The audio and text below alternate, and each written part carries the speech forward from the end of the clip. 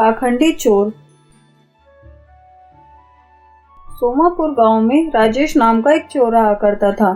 आए दिन कुछ न कुछ चुराकर गांव वालों को उसने काफी परेशान कर रखा था। उसी गांव में एक सेठ रहता था। उसने भी उस चोर के बारे में काफी सुना था। उसे हमेशा यही डर रहता था कभी वो चोर उसके घर में चोरी ना कर ले। एक दिन सेठ अपने घर जा रहा था तो रास्ते में दो औरतें और एक आदमी परेशान खड़े थे। सेठ ने उनसे उनकी परेशानी का कारण पूछा तो उनमें से एक औरत ने कहा, ओए माँ, मैं तो बर्बाद हो गई। उस चोर ने मेरे घर में चोरी कर ली और मेरे सारे गहने भी चुरा ले गया। अब मैं क्या करूं? उस चोर ने मेरे पास कुछ भी नहीं छोड़ा। तभी पास में खड़ा व्यक्ति बोलता है, जल्दी से पुलिस स्टेशन चलो, उस चोर की रिपोर्ट करते हैं। क्या पता हमें हमारे गहने मिल जाएं। तीनों मिलकर पुलिस स्टेशन की तरफ जाते हैं। सेठ और ज्यादा परेशान हो जाता है। उधर वो तीनों पुलिस स्टेशन में इंस्पेक्टर गौरव जी के पास पहुंचे और उन्हें सारी बातें बताई कि किस तरह चोर ने उनके घर में चोरी की। उसके बाद इंस्पेक्टर गौरव जी ने तीनों की सारी बातें ध्यान से सुनी और उस चोर के खिलाफ शिकायत दर्ज कर ली। और इंस्पेक्टर गौरव जी ने कहा, आप निश्चिंत होकर अपने घर जाइए, मैंने अब आपकी रिपोर्ट लिख ली है। जैसे ही उस चोर की कोई खबर मिलती है मैं आप लोगों को बताऊंगा। फिर वो तीनों अपने घर चले जाते हैं। मगर राजेश बहुत ही चालाक चोर था। एक दिन वह चोरी करता हुआ इंस्पेक्टर गौरव के हत्थे चढ़ जाता है। राजेश किसी तरह जान बचाकर भागने लगता है पर इंस्पेक्टर गौरव उसके पीछे भागने लगता है और कहता है, रुक जाओ राजेश, वरना मेरी गोली चल जाएगी और तुम मर जाओगे। लेकिन राजेश नहीं रुका। वो बहुत चालाक चोर था। वह भागते भागते एक साधु की कुटिया में जाकर घुस गया। उसने आव देखा ना ताव, वो साधु बाबा के पुराने कपड़े उठाकर पहन लिए। उसने एक साधु का वेश धारण कर लिया। उस वक्त साधु बाबा किसी दूसरे गांव में गए हुए थे। इंस्पेक्टर जी जैसे ही उस कुटिया के पास पहुंचे तो राजेश बाहर निकलते हुए बड़बड़ाता है, पता नहीं कौन है जो मुझे परेशान कर रहा है। इंस्पेक्टर गौरव उससे पूछता है, अरे बाबा जी, आपने किसी चोर को यहाँ से भागते हुए देखा है? मैं उसका पीछा कर रहा हूँ। हाँ बेटा, मैं यहाँ ध्यान कर रहा था और मैंने किसी को यहाँ से बहुत जोर से भागते हुए देखा। वो उधर की तरफ गया है। क्या तुम उसी को ढूंढ रहे हो? जी हाँ बाबा जी, मैं उसी को ढूंढ रहा हूँ। वो बहुत ही खतरनाक चोर है। आज उसकी किस्मत अच्छी थी जो वो मुझसे बच गया। लेकिन आपको आसपास कहीं भी दिखाई दे तो मुझे खबर जरूर कीजिएगा। और इस तरह से राजेश ने अपनी चतुराई से इंस्पेक्टर को बेवकूफ बना दिया और उसी गांव में साधु का वेश बनाकर रहने लगा। धीरे धीरे लोग उसकी बातों में आने लगे और उसे एक सच्चा साधु मानने लगे। और एक दिन वह अंधभक्त सेठ उसके पास अपनी समस्या लेकर आता है। अरे सेठ सोमनाथ, तुम बहुत परेशान लग रहे हो।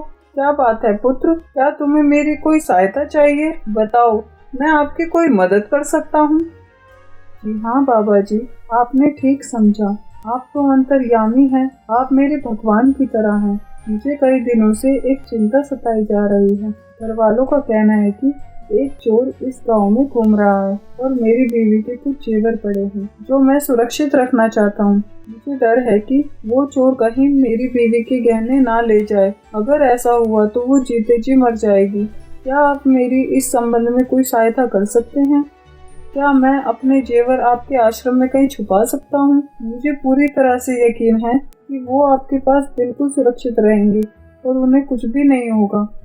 सेठ की बात सुनकर राजेश बहुत खुश हुआ और उसने तुरंत हाँ कह दिया।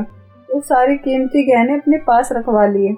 अब राजेश दिन रात उस गहने को चुराने की योजना बनाने लगा और एक दिन वह अपनी एक योजना लेकर सेठ के पास आखिरी बार मिलने आया। सेठ का एक बुद्धिमानी भांजा राजू वहाँ बैठा था। सेठ सोमनाथ, कैसे हो तुम? मुझे तुमसे कुछ जरूरी बात करनी है बेटा, जरा इधर आओ। अरे महाराज जी, आप यहाँ? मेरे तो भाग ही खुल गए। आपके शुभ चरण मेरे घर पर पड़े। महाराज जी बताइए, क्या जरूरी बात करनी है? आपको क्या बताऊं बेटा, अब मैं इस जगह काफी दिन रह चुका हूँ। तुम्हें सुनकर बुरा लगेगा, लेकिन अब मैं इस जगह और नहीं रह सकता। अब मुझे किसी और जगह जाना पड़ेगा। तुम तो जानते ही हो, साधु संत एक जगह नहीं रह सकते। उनका तो कोई बसेरा नहीं होता, वो तो इधर उधर भटकते रहते हैं। मुझे संसार की मोह माया से दूर हिमालय पर्वत पर तपस्या करने के लिए जाना पड़ेगा और काफी लोगों का उद्धार करना है।